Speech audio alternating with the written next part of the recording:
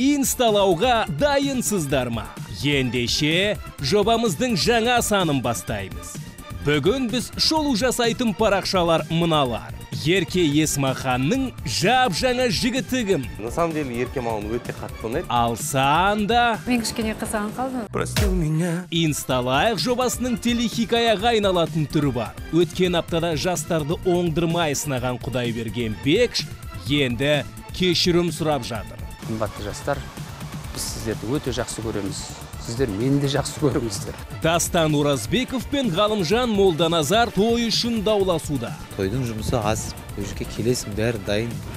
Микрофонды аласың, өлеңді айтасың, халықты билетесің. Бірден бір ең бірінші себеп біздің жалпы музыка жағынан өспей жатқаны ол той бизнес. Ғалымжанның жанына жақпайтын той бизнестің түтінен түтеткендер кімдер? Жігіттер құрылғаннан бастап тойдамыз, ол жасыратын ештеңесі жоқ. Той бизнес жасасы, той бизнес жақсы.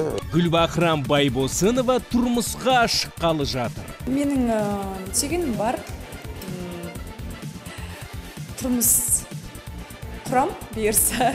Алашұлы тобы шынымен тарағалы жатыр ма? Осы мінеке көгілдір экраннан қазір беріп жатыр. Осы және өзге де парақшаларды инсталайтын уақыт басталды.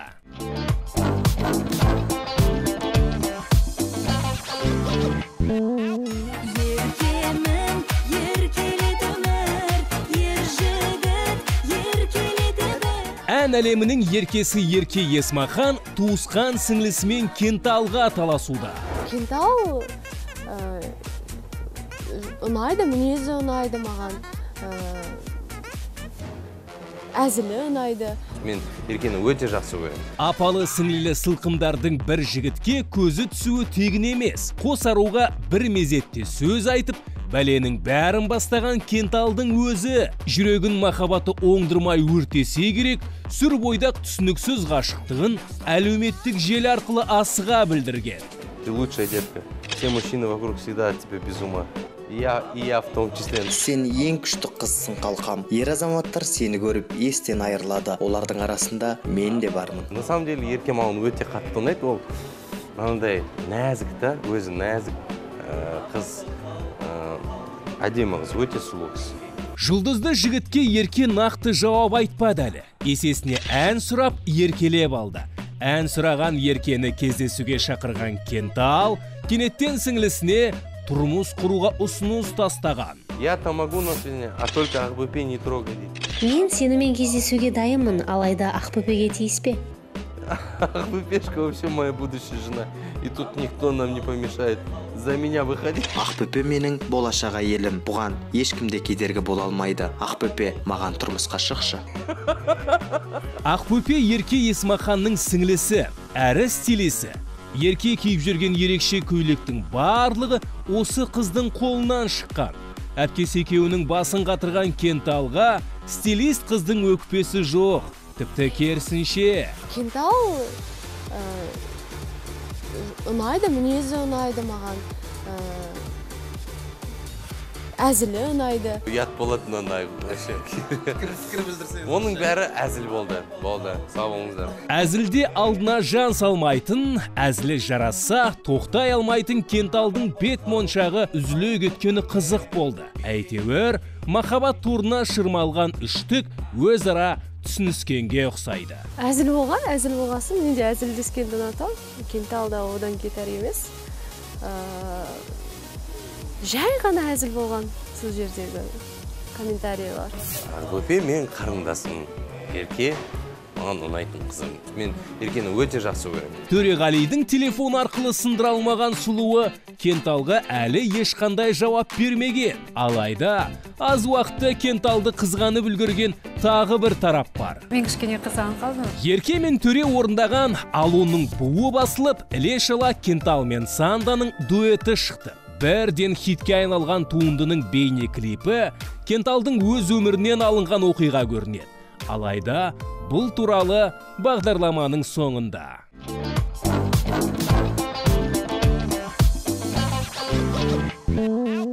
Мынау өзге елдің жұлдыздары. Ал мынау шетелдіктерге ұқсайтын қазақстандық БН тобы.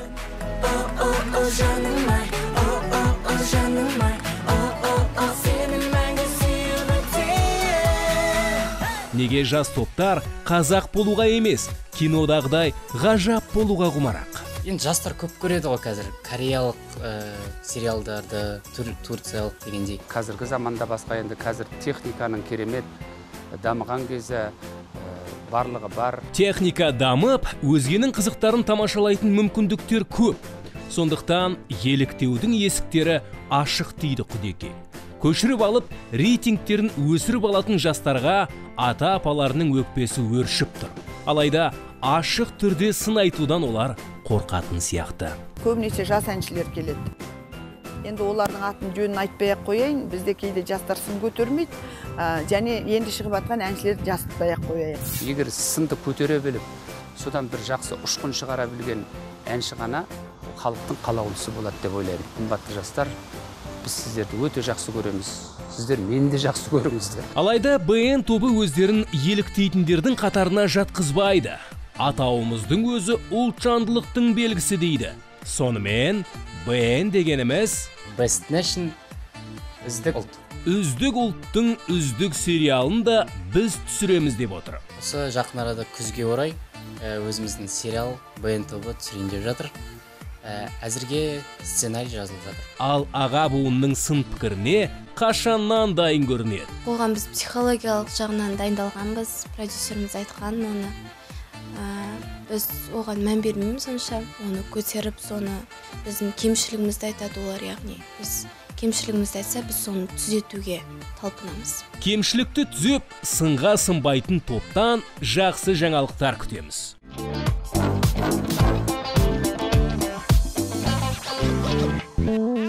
Әр қарай инсталайтын парақшалар мыналар. Санда неге Кенталды қызғанып жүр? Мен кішкене қызған қалдым. Дастан Оразбеков пен Ғалымжан Молданазар той үшін дауласуда. Тойдың жұмысы аз, өзге келесің, бәрі дайын. Микрофонды аласың, өлеңді айтасың, халықты билетесің. Бірден бір ең бірінші себеп біздің жалпы музыка жағынан өспей жатқаны ол той бизнес. Ғалымжанның жанына жақпайтын той бизнестің түтінін түтеткендер кімдер? Жігіттер құрылғаннан бастап тойдамыз, ол жасыратын ештеңесі жоқ. Той бизнес жасасы, той бизнес жақсы. Гүлбақрам Байбосынова тұрмысқа шыққалы жатыр. Менің сүйгенім бар. Тұрмыс құрам бұйырса. Алашұлы тобы шынымен тарағалы жатыр ма? Осы мінекей көгілдір экраннан қазір беріп жатыр.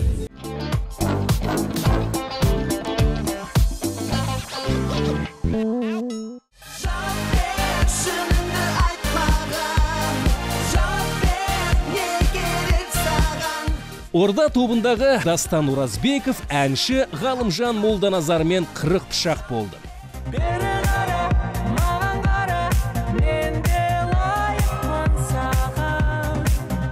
Бірі тойды әншілердің күн көрісі десе, екіншісі тоймендерді суғаны сүймейтінін айтуда. Тойдың жұмысы аз, өзге келесің, бәрі дайын. Микрофонды аласың, өлеңді айтасың, халықты билетесің. Ең басты көрерменнің халықтың, қай жерде халқымыздың көңілінен шығуы. Сондықтан да, тойға да шығамыз. Бірден бір ең бірінші себеп біздің жалпы музыка жағынан өспей жатқаны ол той бизнес. Әншілердің тек тойға арнап өлең жазатыны. Деп шақырсам шықпа үйіңнен, біреу барма шығатын сенде көңілден. Ти менің айнам, ти көзі айнамас айдан. Еріндері кеседен басқа жерге тимеген, қадірімді білетін қазақ қызға үйлен. Қазақ баяғыдан тойшыл қауым, қазақтың сал-серілісі. Осы қазақтың той думанында әрқашан өлең айтып халықтың көңілін көтеріп сөйтіп жүрген. Той деген жан бар ма шіркін? Ғалымжанның көсемсігенін естіген өнер иелері оған бір ауыздан қарсы шықты. Тіпті кіл қазақтың арасында итальяндық жігіт те жүр. Той бизнес жасасы, той бизнес жақсы, это жұмыс. О, Аллаға шүкір. Той өткесін. Қазақтың той өткесін. Жігіттер құрылғаннан бастап тойдамыз, ол жасыратын ештеңесі жоқ. Бұл жек көргендіктен емес қой, жақсы көргендіктен шақырады. Сонда Ғалымжанды халық жақсы көрмей ме? Нақты Ғалымжанның жауабына, ойына ештеңе айта алмаймын. Өйткені мүмкін оны тойға шақырмауы мүмкін, өзі де бармайтын шығар. Бірақ тойға шықпаймын деу, ол өзінің еркі ғой. Шыққысы келмесе шықпай қойсын. Жалпы мүмкін басқа жерден жеткілікті болып жатқан шығар. Өнер ол ақша табатын бизнес емес. Ол бір ақша табудың құралы емес, ол бір тауар емес. Жалпы өнерді басқаша түсіну керек. Ал енді ол жаңа тойға шықпайтын әншілер, мен айтып отырмын ғой, қолдаймын оларды. Дұрыс. Ақшасы болса, дүниесі жетіп жатса, шықпаған жақсы. Ақшасы жетсе, жеке күй тобағын әлде қашан жарыққа шығарар еді. Өкініштісі сол, Молданазардың альбомы шықпай қойды. Альбом тікелей оған жауап, қаражат оған үлкен қаражат кетеді. Сол себептен жалпы альбом негізінде дайын тұр, бірақ оны бітіруге үлкен қаражат керек. Күйтабаққа қаражаты жетпей тұрса да, тойды намыс санайтын Ғалымжан осы айтқанымнан қайтпайым дейді. Тойға бола ән жазып, абыройын түсіргісі жоқ. Халық қазір тойын құтты болсын, 10 балаң болсын, сондай әндерді қалайды деп, сондай әндерді жаза берсең, ол дұрыс емес. Халық үшін деп, шындығында ол халық үшін емес, ол ақша табу үшін жасайды сондай әндер. Кім не десе, о десін, той думанға арналған әндер көбейіп жатыр. Ол дұрыс па, әлде бұрыс па, оны шешетін біз емес. Уақыт өте, тыңдарман өзіне ғана ұнайтын әнін сұрыптап алады. Ал Ғалымжанның өзі сіздерге ұнай ма? Өтпейтін ұзын қысқа, біздегі дағдарысқа дауа бар ма?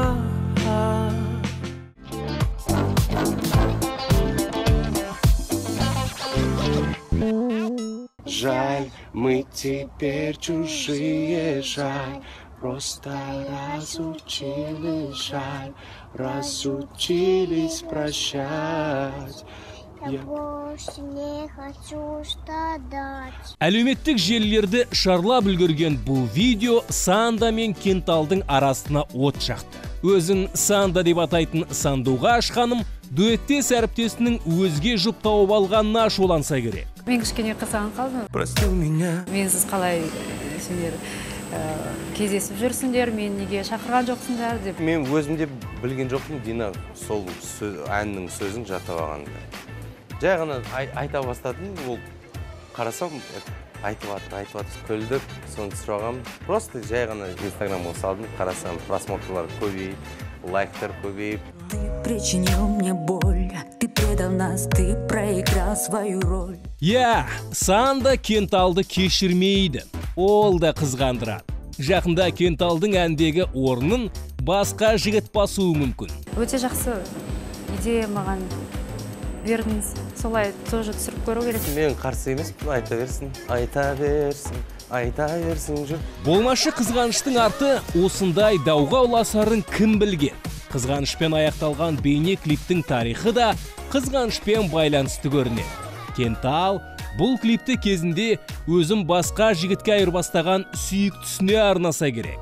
Клиптің идеясын, тарихын мен былай айтам, бұл менің өмірде болған оқиғам. Бірақ мен үйленген жоқпын, бұл әйелім болған жоқ, просто болған оқиға. Үйдің алдында бірақ бала болған жоқ.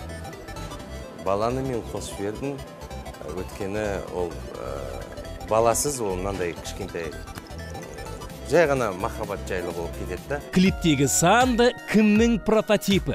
Әлгінде ғана Кентал жақсы көрем деген еркенің бе, әлде біз білмейтін бұрынғы махаббатының ба? Бұл әрине құпия болып қалады.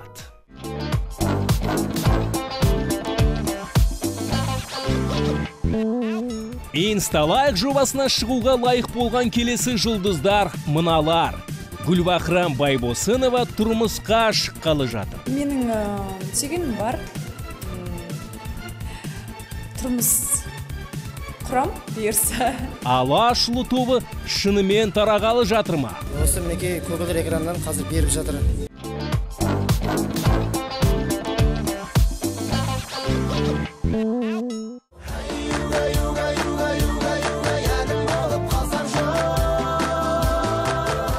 Шоу-бизнеске ерекше болып келген бұл жігіттердің соңғы кездері ән баяны шықпай кетті. Топтың емес, әрқайсысы өз жеке басының жұмыстарын ойлап кеткені осының себебі болса керек.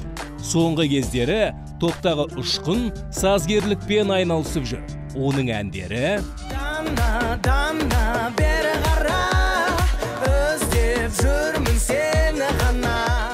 Кешірмейсің сен неге қателігімді алдандым арманға. Ал топтағы мақсат өнер академиясында сахна қозғалысы пәнінен сабақ береді. Әзімбек жас келіндердің бетін ашады. Әлгінде біз талқылаған той арқылы күн көреді. Алайда бұл топ тарайды деген сөз емес. Жеке-жеке ақша табуды үйренген жігіттер Алашұлы тобының мүшелері екенін де ұмытпайды. Шығармашылықта жаңалығымыз жақында соңғы әндерімізге бейнебаян түсірілді. Барша спортшыларымызға арнап Батырлар ұраны деген әнімізге бейнебаян түсірдік. Осы мінекей көгілдір экраннан қазір беріп жатыр. Және де тағы да өзіміздің жеке альбомымыз шыққалы жатыр. Жаңа ән баянмен күй табақты тыңдарман асыға күтеді ендеше. Алашұлының жігіттері Алашты шашыратпай, топты таратпай, әлі бірнеше жыл өнерде боламыз дейді.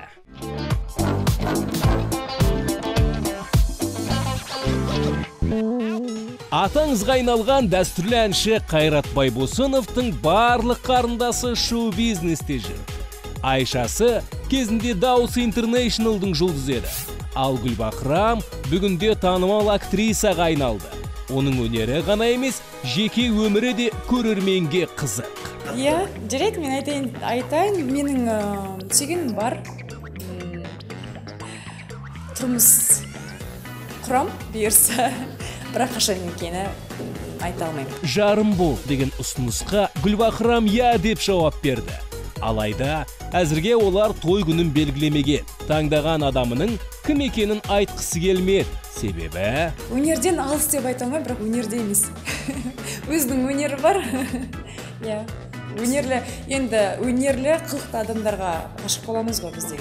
Ғашықтығын жасырмаған Байбосынованы өнерлі жігіті де өлердей сүйеді. Азаматының көңілін қалдырғысы келмейтін актриса әлеуметтік желіні де шулатпайды. Себебі көрермендер, білмеймін енді, мысалы ғаламтор желісінде болсын, бір сәл ашық киім қалсаң, ашық киінбе, үйтпе, ұят емес пе деген сияқты қазақтың қызына сай келмейді, жаман жазатындары болады. Бірақ Құдайға шүкір, маған қатты жазбайды. Соған қуанам. Ғаламтор демекші.